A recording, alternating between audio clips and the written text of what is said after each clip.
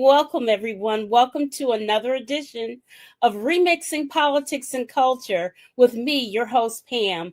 I am a public relations and marketing professional with a passion for social justice, voter advocacy, and culture. And tonight we're going to revisit this subject matter once again because it is quite troubling and it is definitely on the national news radar. That is, we're revisiting the rogue, bold, and ugly moves that the Republicans and the North Carolina state legislature, under the guise of Hurricane Helene relief for Western North Carolina, what they have done to the state of North Carolina. One thing that I want us all to remember is that all politics are local. All politics are local. So, of course, we can focus on the presidential race. Naturally, we did because there's a lot of money in it and you couldn't escape an ad. But do we really pay attention to our local races when the presidential elections are going on? Do we scrutinize those people that we're to vote for as critically as we do the presidential election, the presidential candidates, I should say? Would you, for instance, want to put anyone in office that would strip the people that you voted for of their rights and privileges of the offices that you elected them to? I know I wouldn't. I would not. I would not want to vote for anyone that had those type of authoritarian tendencies. So let me bring up my guest for tonight, and let's talk more about what is happening here in North Carolina. Okay, so up first, I have Nicole Quick. Nicole is the Government Relations Officer for Carolina Forward, which is a nonpartisan, nonprofit policy organization that communicates progressive ideas, policies, and values to build a stronger North Carolina. Nicole is a community activist and organizer, wife, and mother. She previously served as the chair of the Guilford County Democratic Party. Welcome back to the show, Nicole. Hi, Pam. I'm happy to be here with you. All right, great. It's good to have you back. And next up, I have the very newly elected Representative Rodney Pierce. Rodney is an award-winning educator, historian, and writer. He was named the 2019 North Carolina Council for the Social Studies Teacher of the Year Award and a 2022 African American Male Teacher of the Year by North Carolina Central's Marathon Teaching Institute. He is a fellow of the North Carolina Institute of Political Leadership. Pierce recently defeated a 20-year incumbent. He now represents the 27th District of the North Carolina House, covering Halifax, Northampton, and Warren counties. Welcome to the show, Representative Rodney Pierce. Good evening, Pam. Good evening, Nicole. Thank you for having me. Absolutely, absolutely. So we're going to have a free-flowing conversation here. And those people that are listening, please feel free to comment and share the video and ask questions and all that good stuff. Okay, so Nicole, I'm going to start our conversation with you. Okay. Can you tell us how this whole mess of a Western North Carolina relief power grant bill got started? Who did it?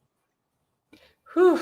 Okay, so what happened, I think, Pam, is that we had sore losers, right? So the Republicans in North Carolina suffered some losses this election, and in the wake of that, they decide to try to make power grab, just try to take back some of the power that they lost with some of the major races. For instance, they knew that they lost the governor's race, the lieutenant governor's race that flipped from Republican to a Democrat. They lost the they lost the attorney general's race, and the Department of Construction flipped from a Republican to a Democrat. So they basically looked at that and decided that while they still had a supermajority, they were going to go ahead and push through this legislation that kind of strips some of those powers from those incoming Democrats and put them firmly back in their control in the legislature. Mm-hmm. Who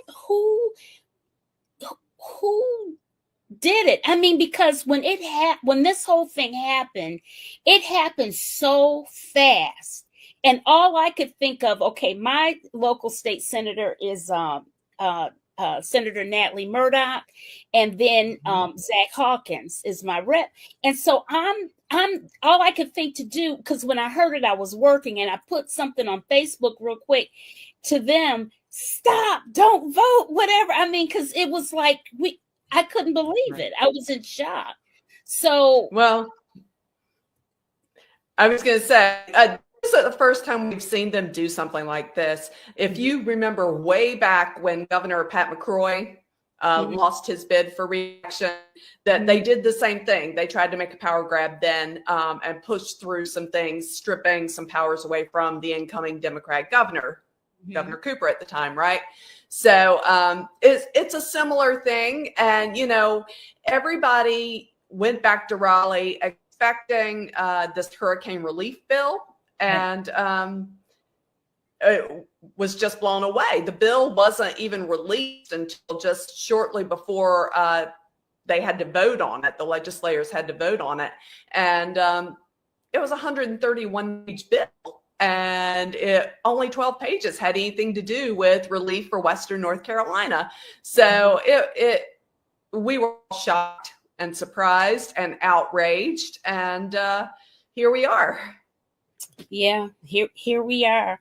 So Representative Pierce, newly minted Representative Pierce, who's just going through your orientation classes and all of those exciting things that I would think you would be thrilled to be going through, since you have beat a 20-year incumbent in your rural counties that you're representing. How does it feel to come into this kind of situation? Well, it's what I like to call disappointing, but not surprising.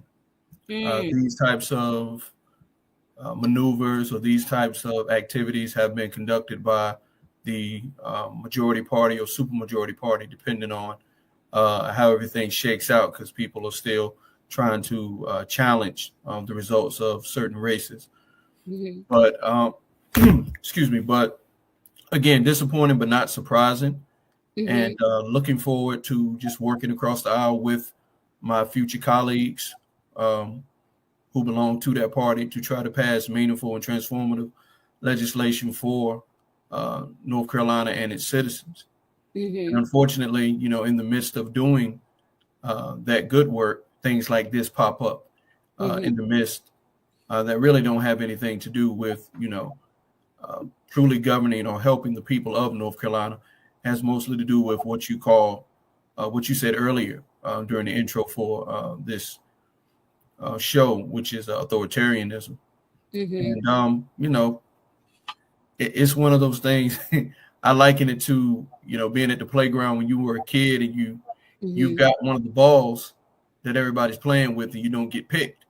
So Uh-huh. when you do, you take your ball and go home, and nobody gets to play. So that's But what it kind of feels like sometimes. yeah. So listen, Nicole, you've been in this government relations policy role. You've been in politics for a long time. Rodney comes from Representative Pierce comes from a background of education and what have you. How do you really how do you work across the aisle when they have made such blatant moves? I mean, this is worse, far worse than what McCrory and those guys did back several years ago. This is worse, and I've got a little video that I'm going to play on that. Um, I mean, they're really transferring the power of the governor to the newly Republican elected auditor. Since when? Right. Right. So yeah, so they're doing that. There are a lot of elections law changes. So I know you're passionate about free and fair elections, as am I, Pam. And you know, a lot of elections laws changes. They're transferring control of the Board of Elections to the auditor's office, which will be the only state in the nation who has that under the auditor's control. I mean, some have it under the Department of State, and some have it under the governor, but not the auditor. I mean, that doesn't even make sense. So they're doing that. They're letting the auditor choose the chairs in these county boards of elections. So that flips every county in the state from a Democratic majority to a Republican majority, since the auditor is Republican, right? Previously, they would have been chosen by the governor and they would have been Democrat controlled. Right. So that changes.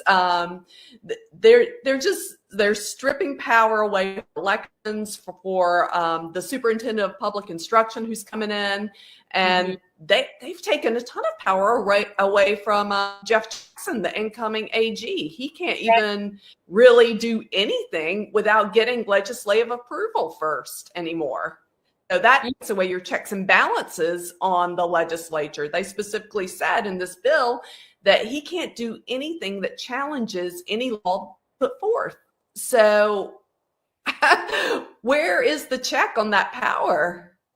Right. Where is the check on that power? So Representative Rodney Pierce, you're saying that your goal, obviously, when you ran for this office and felt like, man, I won after, I beat this guy, okay, I'm going to do my thing. I'm going to do my thing for rural North Carolina, because we all know that the rural parts of any state really does not get as much attention as the bigger cities. That's just a fact, right?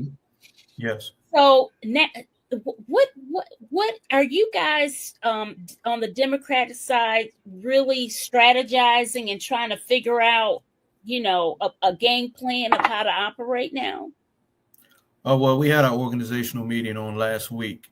On last week in Raleigh prior to our orientation, and we discussed a few things there. I think the main thing that's my concern in terms of myself coming into the legislature as a freshman legislator, having defeated someone who was known for crossing the aisle and voting to override Governor Cooper's vetoes. I was in a Democratic primary and didn't have a general election opponent. So my opponent was a Democrat, but my opponent was routinely voting with Republicans like he was a Republican. So my concern, the things I've heard and the things that I've been told, my concern is having the opportunity to work with those colleagues who are on the other side of the aisle to bring meaningful resources as well as industry and things of that nature to House District 27, to these 3 Tier 1 counties in northeastern and eastern North Carolina. That is my primary concern on my fiduciary duty. And then when it comes to these things like what we're discussing on tonight, to try to go in there with a voice of reason, saying, what are we really doing here? Because my colleagues on the other side of the aisle, one of the things that I've routinely heard through the years, being a political observer prior to running for public office, is to respect the will of the voters. Right. Respect the will of the voters. Okay, the voters spoke in 5 of these council of state races. Right. Why are we proceeding to now strip the power from these elected officers and not respect the will of the voters? To me, this is disrespectful to the voters, to the people who elected these people into office. You know, we're the state of split tickets.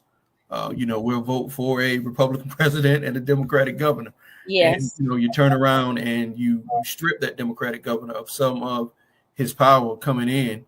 Then you have in the state Supreme Court race, you have an opponent who's literally trying to invalidate tens of thousands of ballots simply because they lost.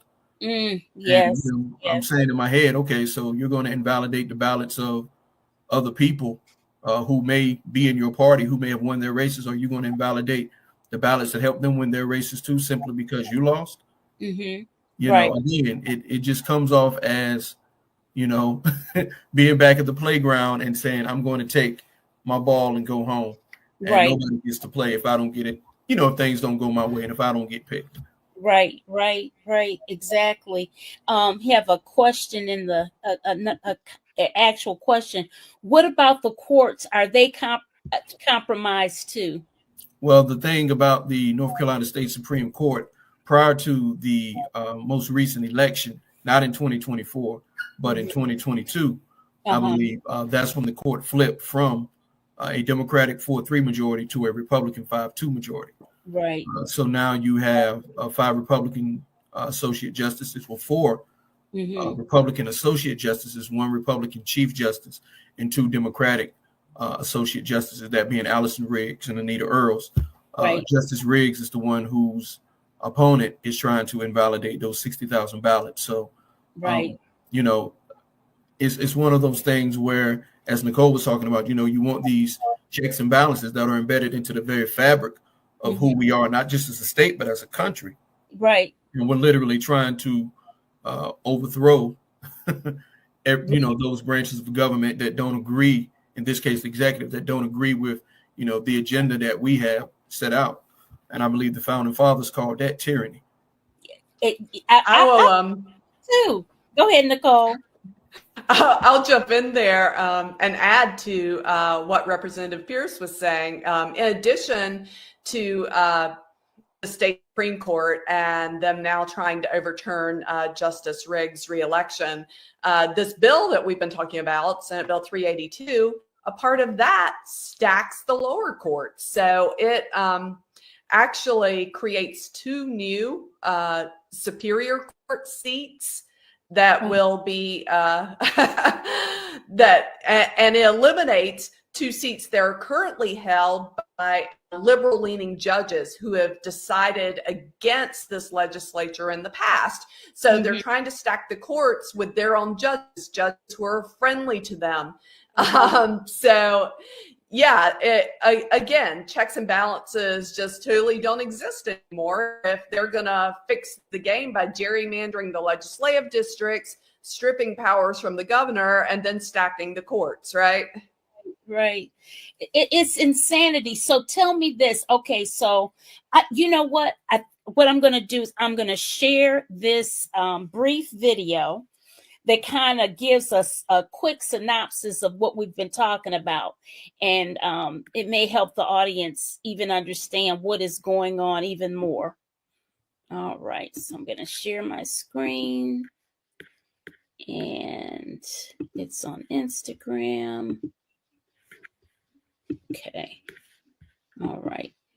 We have big news coming out of North Carolina, where the North Carolina Senate has just overwritten Governor Roy Cooper's veto of a bill that will strip power from elected Democrats across the state. Folks, Republicans lost this election in North Carolina, the gubernatorial seat and other seats statewide, and now they try to strip power from those Democrats that are about to take office. The bill at issue will prevent the incoming governor, Josh Stein, from appointing members to the State Board of Elections. It will make the State Highway Patrol an independent agency, requiring Josh Stein to get the General Assembly's approval for an appointment.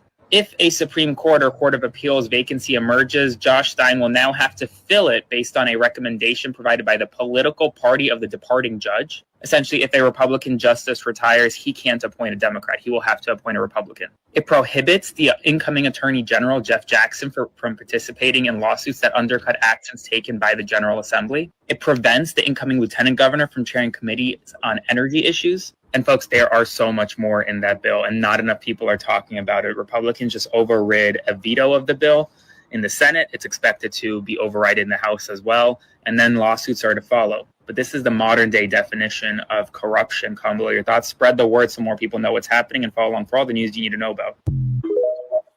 Okay. So that's it in a nutshell. That's Nicole.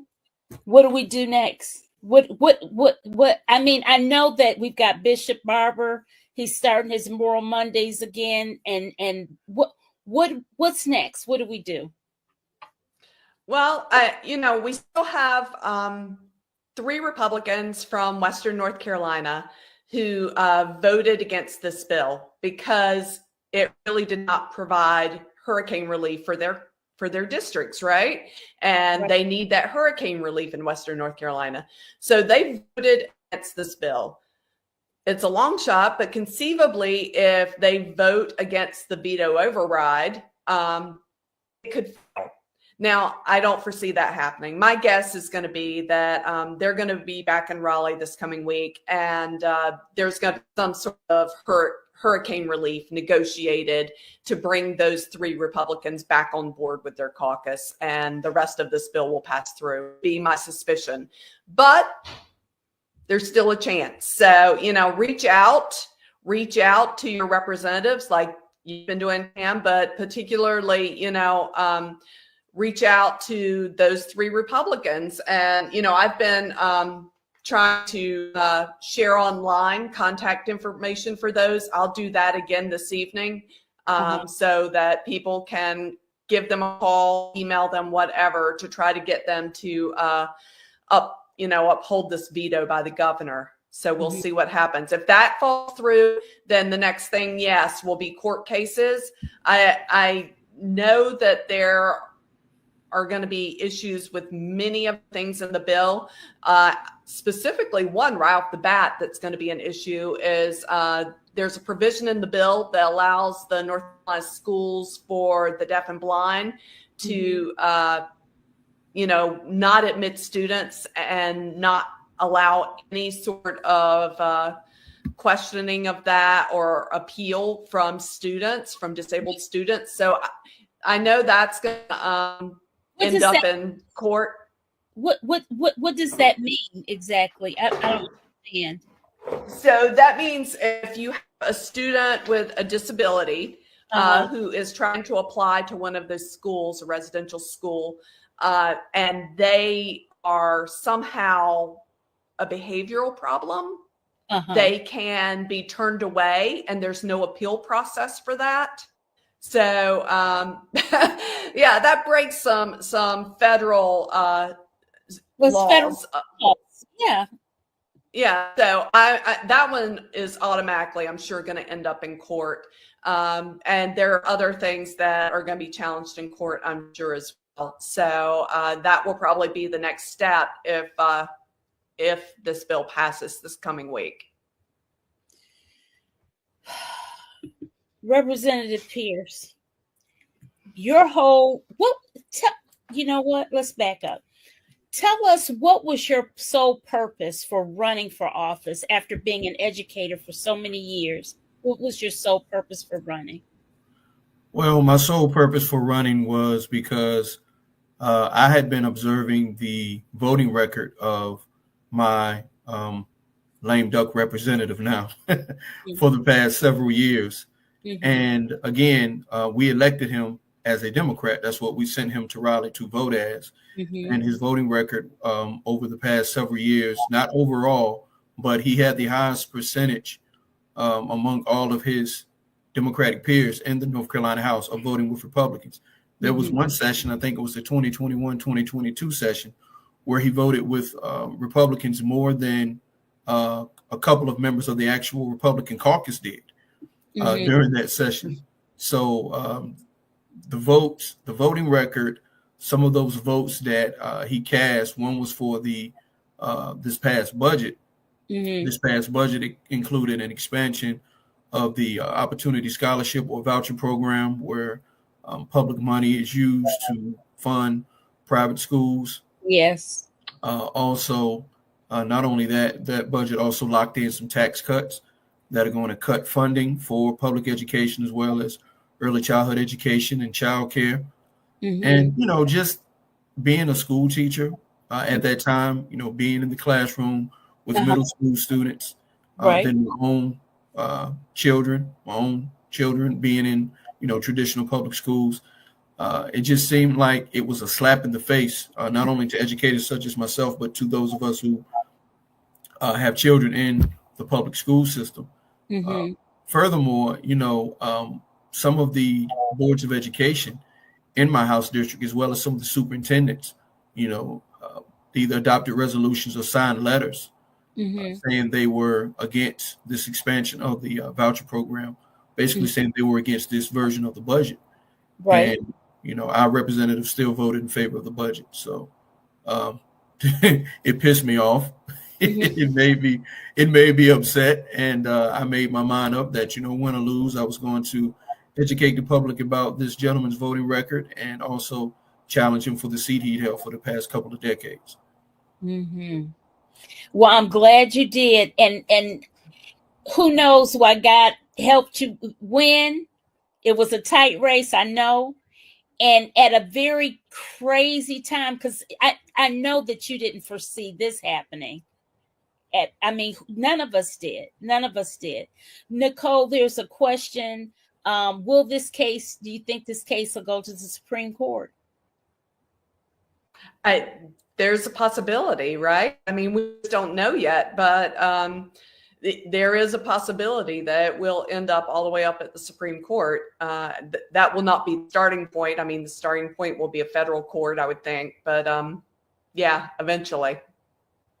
Yeah. And this is the thing I want to add. There have been cases that have come before the North Carolina Supreme Court that have involved our current Senate leader, Senator Berger, as a defendant, and his son, Berger Jr., is a sitting justice on the state Supreme Court, and he refuses to recuse himself or his colleagues when they vote, because what he has done now is he'll put it to the other justices to decide whether he should recuse himself or not. And if it's 5-2, Republican majority, then those 4 justices are obviously going to vote for him to remain on the case. So to me, that's a conflict of interest.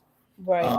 One of the things that Justice Riggs' opponent is citing in some of his election protests and challenges is that one of the members of the State Board of Elections, her husband is an attorney for Justice Riggs' legal team. He claims that he's only advised her in pre-election things, not anything post-election. But Justice Riggs' opponent claims that that board member of the State Board of Elections should recuse herself from the proceedings because of that conflict of interest. But he has colleagues on the state Supreme Court who have refused to recuse themselves, such as Justice Berger, as well as other Republican justices on the state Supreme Court who have heard cases or are going to preside over cases where their spouses have financial interest in the companies who will have cases before the court. So if it's good for the goose, let's make it good for the gander. That's right. Not just have this recusal when it comes to this Board of Elections members, this Board of Election member, because her husband has a supposed conflict being on that legal team for Justice Riggs. Hold your colleagues to the same standard that you want to hold, this board member to. That would be my interesting, because that's interesting point on that. Go ahead, Rodney. I'm sorry. No, I was just saying that's one of the things that I believe people, reasonably minded people, have been sitting back observing over the past decade plus, with the North Carolina Republican Party coming into power in the General Assembly, is that some of these things are blatant hypocrisy. Mm-hmm. You know, you literally sat there and lost 5 council of state races. And because you lost those races, now you're turning around and you're trying to strip powers from those duly elected officials who haven't even taken their oaths yet. You sure haven't. They haven't even taken their oaths yet, and you're trying to strip their power away from them. Right. So it's I mean, it reeks of hypocrisy. It reeks of hypocrisy, and not just hypocrisy per se. I won't even use that word. It's irresponsible. It is irresponsible. It's irresponsible. It's very irresponsible. It's immoral. You know, it's damn near illegal. You know, it would have to be decided by a court. But that's what we're dealing with now. Right. Nicole, you had something you wanted to say.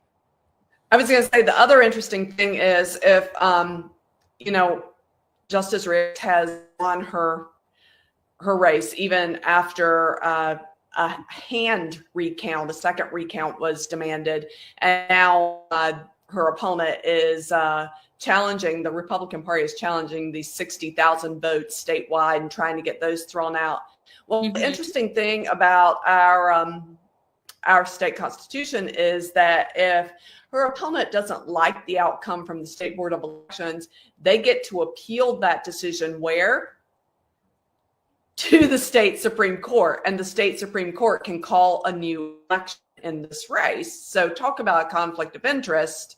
Yes. You know, yeah. So that exists. And same thing with some of these council of state races, the legislature can actually decide to call new elections if they determine that the elections that happened were not free and fair. So it's an absolute travesty what they're trying to do to take power. It's beyond that. Zachary puts a question in the chat. He says, wasn't it said that North Carolina was a test case for the things Trump wants to do? What do you say to that, right, Representative Pierce? Had you heard that? No, I have not heard that. I'll say this, though. It would surprise me if that's something that may have been uttered. But I have not heard anything like that. No. Yeah. Okay. What about you, Nicole? I have not heard that specifically about Trump, but I have heard that about the National Republican Party and some of the things that have happened here in North Carolina as far as the way that we have had our districts gerrymandered and, you know, control has been secured of the legislature, the way that the courts have been kind of concentrated in conservative hands, and also the way that Republicans have been trying to take over school boards at the local level. I've heard that's part of a bigger strategy nationwide. Right. I have too. There was one comment I wanted to read. It says, in Michigan, the public showed up at the Capitol wearing duck costumes and quacked. Sometimes shame is the only rational response. At least the public understood the delay in progress required to undo the mess. So what do you think about that? What do you guys think about shaming the Republicans? Or do they have any shame? I don't know. Do they? I've heard several things about my future colleagues in terms of their feelings when it comes to the people who are opposed to their agenda making themselves known. You know, I was always taught your actions speak louder than your words. You can make your mouth say anything. So I would tell people, you know, let your voices be heard. If you are in disagreement with these actions by the Republican Party that right now controls our state legislature as well as our courts, let your voices be heard. You know, the thing that gets me about this whole thing is I think sometimes we as citizens think that once we voted, we've done our part and that's it. We're good. Right. And I think this is showing you, even when you do your part, things can happen post-election where people are now, if they don't win, and it happened in my race too. When people don't win, they want to protest the actual results of the election and claim that something illegal happened. You know? So this should show people that just because you vote on election day, that doesn't mean that the work is over. Right. You still have to advocate. You still have to make those phone calls. You still have to organize. You still have to send those emails, write those letters. You still have to do things like you're doing, Pam, in terms of trying to educate the public and using media, whether it's social media or media of this kind, to educate the public and the populace and let them know what's at stake. Right. Because I think, some people don't understand what's at stake. And when you have the income or the wealth inequality that we have in America, sometimes people are so concerned with their day-to-day living, just getting by, working class people, working class families, that they don't have the time to be educated or to understand or know what's going on. So that's why I think social media comes in very, very handily. And you can have videos like the one you showed earlier that can educate someone within a matter of seconds or minutes. Right. Absolutely. And please, guys, those of you in the chat and those of you who will read this, will listen to this video, watch this video on the replay, please share it. That's the good thing, that you can share information quickly and get educated about things. Because, you on a newscast, it's only 22 minutes. It says it's an hour, but the rest you got to pay the bills with commercials and stuff. So that's what we have to do. That's the questions. Do they have any shame? I think they don't. They don't, Zach. You saw this past week where they cleared the Senate. So protesters showed up to protest the Senate veto override on this bill, and they had them escorted out, shut off the mics, and had them escorted out. So, I think we still have to make our voices heard the best we can. And they may not listen, but that doesn't mean we should make it easy for them, right? So I think, and you know what? I just came back yesterday from a day trip in Washington, D.C. My beloved organization, National Association of Black Journalists, the Washington chapter, was having a gala. And one of the speakers who won an award, he said, we cannot be silent. We cannot be silent, and corporate media cannot be complicit by normalizing these behaviors of Trump and what have you. And that has happened. That has happened much too much. And so we all who have platforms or are developing platforms and use social media and what have you, we have to speak up. We have to say something. We do have the power. We still have a constitution. We still have rights. If you just roll over and let them do it and say, oh, we'll get it later, we'll catch it later may not ever come. It may not ever come if we don't stand up and do something right now, and it impacts. And I think, go ahead, Nicole. I think Representative Pierce makes a good point that the general public, they're trying to get by day to day, paycheck to paycheck. They're trying to make sure their kids get a good education, that they have a good job, that they're able to pay their bills, and they're not completely aware of what's going on necessarily in Raleigh or in Washington. And we do need to make them aware. And, one of the things that I wanted to point out this last week is that the first of this month, we had another 7.5% increase statewide in auto insurance rate. Well, people just reelected.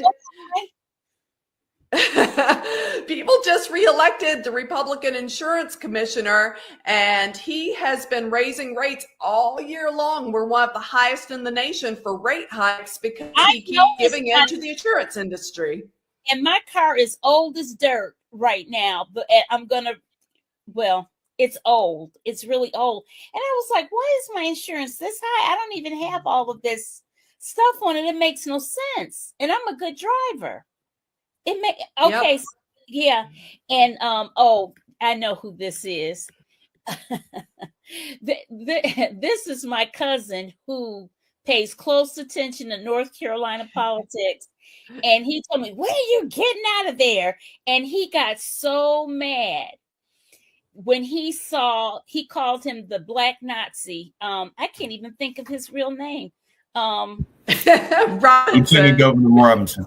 I forgot to say. See, cuz you got me calling him the wrong name. Anyways, I don't, he said, well, why was he up there? I said, he's the lieutenant governor, and he is just through. He is so sick of North Carolina. So he says, that's exactly what I'm saying. What are you going to do to counteract what they're doing?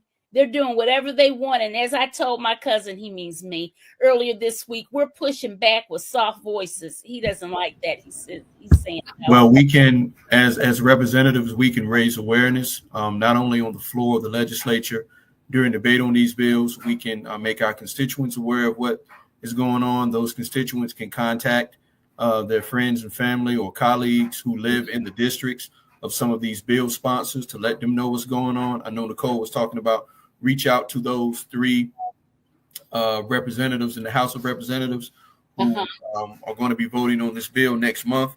But I have to give credit to Senator Sophia out of Durham. She was like, Sophia C. I asked her to come on tonight. Right. She was saying, don't reach out to those people yourself if you're not one of their constituents. If you live in their district and you reach out, then you have a direct hand in their political future. So they're going to listen to you as opposed to listen to somebody who's from the other side of North Carolina, who's a concerned citizen, but they may not pay you the same amount of attention as they pay somebody that they directly represent. So I would say do that as well. And then we have to be careful. And this is where I get back to what I've been told and what I've heard. We've got to be careful what we do in the legislature, in terms of standing up and being vocal about what's going on, what's happening. Because what will happen, as is in the case with me, what I've been hearing about myself going in is that, okay, if you want to be a loudmouth and you want to, speak ill of what we're doing, we can always turn around and redraw your district and make it harder for you to get reelected. We can also refuse to give you any resources come budget time to help out the constituents in your district. So those of us who are in these seats, there's a fine line we have to walk sometimes in being critical of our colleagues, who have their own policy agendas. And I think that's something that I wasn't that aware of going in, but that I've been made more and more aware of since I've been elected. Because when you defeat someone who's been in office for 20 plus years and is known for stepping across the aisle and working with the majority party. Well, he acted like he was with the majority party. I'm sorry? He acted like he was with that party. He didn't act like he was a Democrat. He didn't vote like he was a Democrat. Vote like a Democrat. Right. Correct. Right. So that's another side to the game that, people, again, voters don't know. And I would also tell voters, in addition to all those other things, run for office. Run for office. If you feel so compelled, if you're pissed off or angry and upset like I was, run for office. And if you're not going to run, volunteer for a campaign, contribute financially to a campaign. We love to sit on the sidelines and complain. I got tired of doing it, and that's why I jumped in the fray. And that's why I created this show, because I saw where, as political as I am and my family is, I saw where people, they don't pay attention to the news like I do. I'm in journalism and this whole world, so this is what I do. But I find that people don't listen to understand. A lot of I notice it's a lot of lack of critical thinking. I have this conversation with my girlfriend all the time about the lack of critical thinking about nuances and understanding things beyond the just surface, what people tell you. Trump has been showing you 24/7 who he is. How would you believe that you're the good person that he's not going to deport? I mean, it's just, make it make sense. So it's all of those things, it's just so many things. Yeah. Nicole, you have anything to add you want to say? I will kind of follow up on what Representative Pierce said. I know some of these representatives, some of the Democrats, have been there for the last 13 years, fighting against this Republican majority. And I know they get frustrated. They feel like they can't do any of the things they want to do or make the change they want to make for their constituents, for their districts. And there are a couple, like his opponent that he needed to win this seat, who have started working with Republicans and kind of caving on some of Democrat values to get some of the breadcrumbs that might be thrown their way. And at that point, I think if you're not willing to fight anymore, if you're willing to just give up to get breadcrumbs, then it's probably time to retire. You don't need to be there, right? So we have to keep fighting. I understand what Representative Pierce is saying about you've got to be able to work with your colleagues and you don't want to be targeted for being critical of them. But there's a difference between that. There's a line between that and just voting with them on every bill they want you to vote on, right? So, got to keep fighting. And also that just flies in the face of democracy. Democracy is compromise. Democracy is I say my thing, you say your thing. Well, I don't agree with this. I don't agree with this. But what do we agree on? And see if we can meet somewhere in the middle, right? That's democracy. What they're trying to do is very authoritarian, and it is not a democracy. It's anti-democracy. It's anti what I learned in school. It's anti what Representative Pierce taught in his social studies classes. I know, right? So listen, I got a question. Who is this incoming House Speaker in North Carolina, this Representative Destin Hall? I know he's 37. He's too young to be that mean and crazy.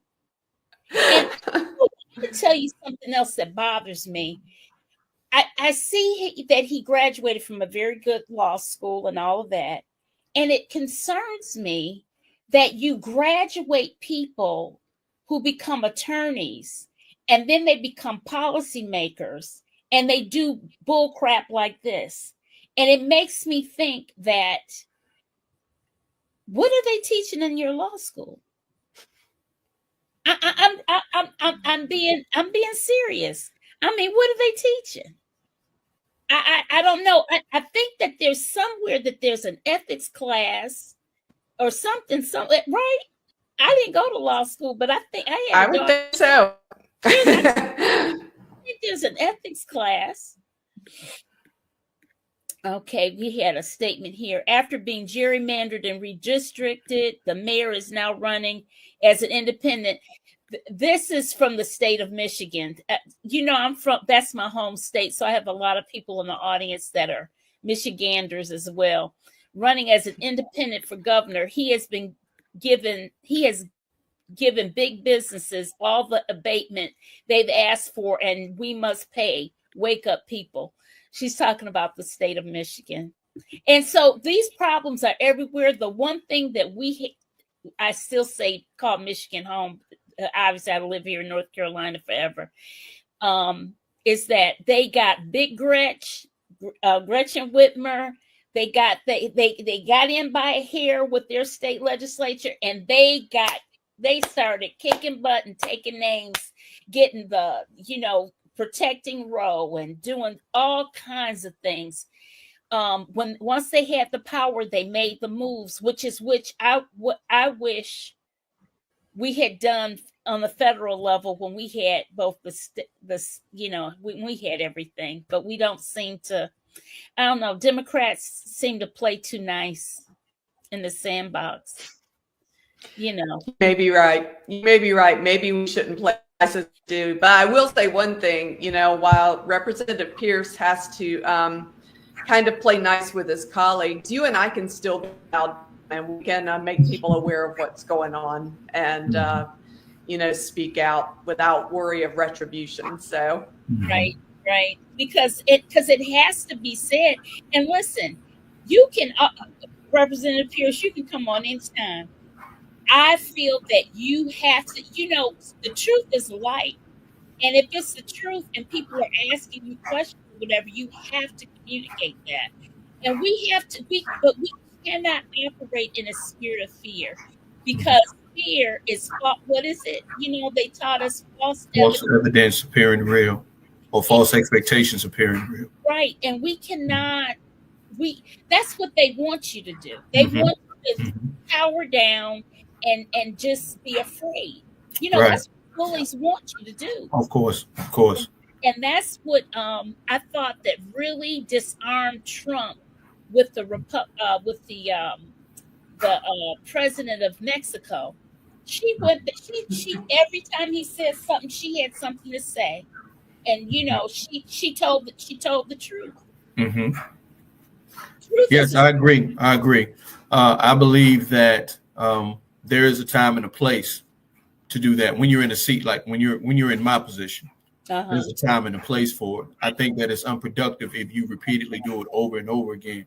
But as you said, as Nicole said, voters, constituents can make their voices heard, not just at the ballot box, but also through mediums and channels like what you're doing here today. And I think people need to also understand this. A lot of what's happening in our national politics, as well as on the local, state levels, is coming straight out of the 1980s. I can't remember the name of the documentary I watched the other day, but it was very good. It was, I can't remember the name of it, but it was about the moral majority. Jerry Falwell and Paul Weyrich, all those guys. Yeah, I know. I can't remember the name of it, but it's a very good documentary. I think it's on. I saw it. I think it's on. I think it's on Prime. But this playbook is straight out of the. I'm sorry. I think it's on Netflix too. Right. This playbook is straight out of the 80s, and I think people need to understand, those who think that their votes don't matter, or that me casting my vote is not going to change anything. Paul Weyrich literally said in the 80s that, our chances to win go up when people don't vote. Mm-hmm. So we have to show up. We have to financially contribute to those people who are running. We have to, start our own candidacies for offices. And it doesn't have to be at the state level, like what I did prior to this. In 2022, I ran for school board. Okay. Back here in my county, and I lost that race. Okay. I didn't know God had this destined for me. Right. You went so much higher from the exactly. So that's what I would encourage people to do. Hold us accountable as your candidates and as your legislators. Let us know where we might be messing up, or bring things to our attention that you want us to advocate for and bring light to, or bring awareness to, that those of us in Raleigh or in DC may not be aware of. I think citizens need to understand that they have to do their part too, in terms of holding people accountable, whether they're Democrats or Republicans. If they're not voting the way they should be voting, or something that is something that you want to see, right? Then there's always an alternative. You can vote for their opponent, or you can run against them yourself. Right. Nicole, so this whole mess will end up in the courts. So that means in the meantime, to fight this in the courts, that means that Governor Stein's his great celebration of being my governor. I've had the opportunity to meet him a few times and took a picture with him when we were doing Souls to the Polls, the last one for the general election. And I always would tell him, you're going to be the governor. I've been telling him that forever, because I've really loved him as the attorney general. So it looks like that everybody's going to be hobbled a bit. He's going to be hobbled because he can't really do what he needs to do, because there's always going to be a fight. That is my concern. That is my concern. I'm hoping that something will happen with the courts to turn that around. But that is the goal of the legislation, and until we can stop it, it looks like he will be hobbled. He won't have the power that he would have had. And you talked about everything he did as Attorney General, and Yes. he has been an amazing Attorney General. I mean, fighting for Yes. opioid money, fighting, Yes. you know, just he's been amazing. And to think that Jeff Jackson's not going to have that same opportunity, right? Because that power has been taken away. And see, the thing is, we know now there are more scams and things than ever, because I would always pay attention to my emails that the governor's well, he's our governor elect now, but the attorney general's office sends out, because they're so pertinent about the various scams, phishing scams, and what have you. And then now there's this new one on text messaging, and I mean, it's just always something. There's a lot we need of somebody to fight for us, right? Right. And he always did. And I have a position in a government agency in communications. So I would then make sure I spread that information on that level too, which was even larger than my own personal. But it's just, it's ridiculous. You have to have these powers. And this authoritarianism, we're seeing it globally, really, that this rise in that it's like a spirit or something, for lack of a better word, from a religious standpoint. It's like, it's really bizarre, but we will see how it happens. But I just don't think that we can afford to sit idly by, as my cousin said, use soft voices and do nothing. Well, I think something that they need to be reminded of, and a friend of mine mentioned this to me just yesterday, is they're not always going to hold those offices, right? So Right. Are they considering that when they change the law, when they take the power away from those offices, that, that's going to hurt them too eventually, because when they get elected to it, then they're not going to have the ability to do anything. So it always comes back around. I think that's the point, though. By definition and by design, the North Carolina legislative branch, the legislature, is the strongest branch of our government, because they literally make the laws that govern the other parts of the government. It's just like years ago when we used to have nonpartisan judicial races, and then they changed it where they became partisan. Yeah. So now whether a person's a Republican, whether they're a Democrat, what they lean. So I think that's part of the point. They want everything. They want the majority of the power vested in the legislative branch, because as long as they control the legislative branch through these gerrymandered districts, then they control the power, whether that's the stripping powers away from members of the executive branch, or removing judges, the seats for judges who rule against them. That's just the playbook right now. Yeah. I hope, Zachary, that you're wrong about America about to cross a bridge of no return. We're going to be a permanent kakistocracy, and a government by the least suitable. That it's frightening to me. I can't even imagine. Yeah, so sorry, guys, but it's happening to you guys in real time with Project 2025. There will be no more election wins by the majority. It'll be whatever they want. So we need to find out another option. I don't know what the other option is, other than I'm going to do a show on people that are leaving the country, that are seriously talking about, going to live someplace else. I refuse to give up, Pam. I'm not going to give up on our state or our country. I'm going to keep fighting. I have a cousin, and that cousin that's his sister, that she is a Desert Storm veteran, and she is living in Mexico now. Now, of course, if they ends up being a tit for tat between Mexico and the U.S. because of Trump. They might she's threatened the governor, not governor, the president of Mexico. She said, "I'll send your people back." So who knows? It's crazy. It is crazy. Latrice is with you, Nicole. I'm staying right where I am. Latrice is in New York. She's a diehard New Yorker. The documentary is called Bad Faith. That's it. Bad Faith. That is guys, that is a powerful documentary. Bad Faith. It is on Netflix for sure, and I think it's on Prime.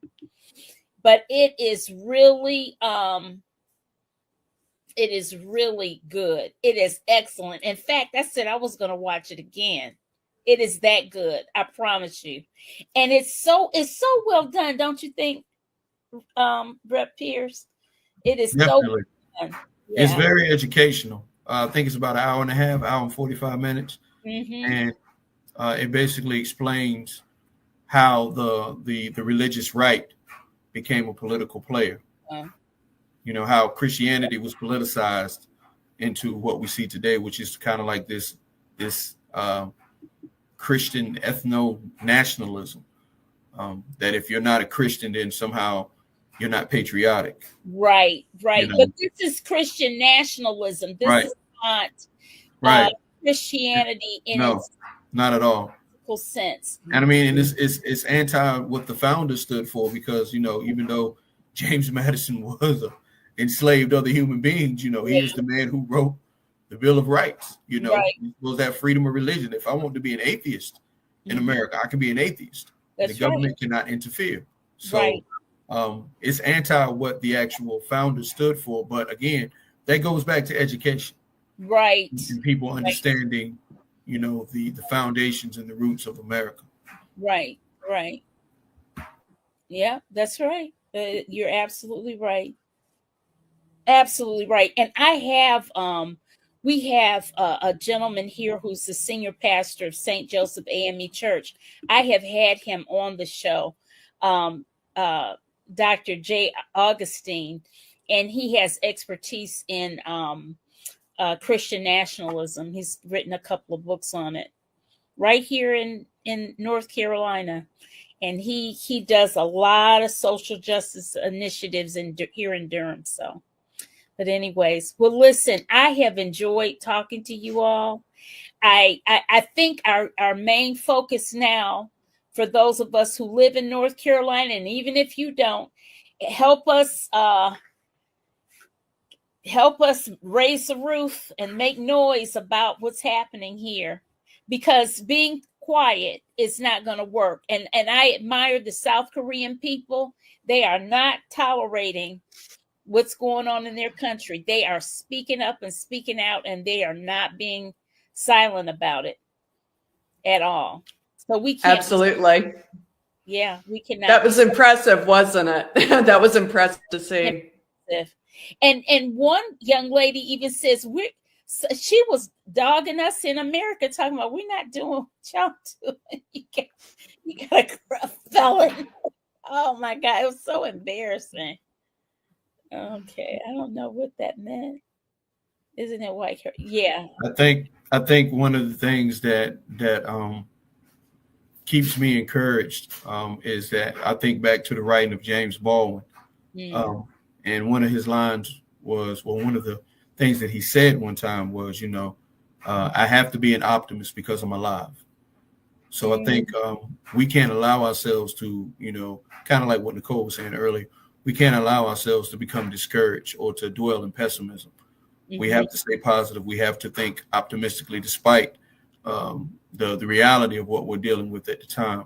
We have to, I don't think we get to where we are as a country, as just as U.S. citizens, and then specific groups of people, those historically excluded and marginalized groups of people who had to advocate and fight for their rights to be recognized as human beings in a lot of cases, and as citizens. They had to keep that mindset of continuing to press forward. That's right. That's the mindset that we have to have. That's right. That's right. And we have to do that. So in doing that, guys, share this video. Share the video. And let's keep one another encouraged and lifted up, and enjoy this holiday season, because we have a lot to be thankful for in spite of, and we're just going to we'll rest and we'll re-strengthen ourselves to raise our voices to have them heard, and to do something about it, because I really believe if we push back, you see that with some of the Trump's picks, with that constant negative attention to things they have to back down. It's the will of the people. We are the people. We the people. That's right. Right. All right. So let's say good night. We're gonna sign off, and guys, stay tuned. Please share this show and like it and share it and subscribe to the YouTube channel. Thank you. Good night, everyone. Thank you. Good night. Good night. Thanks,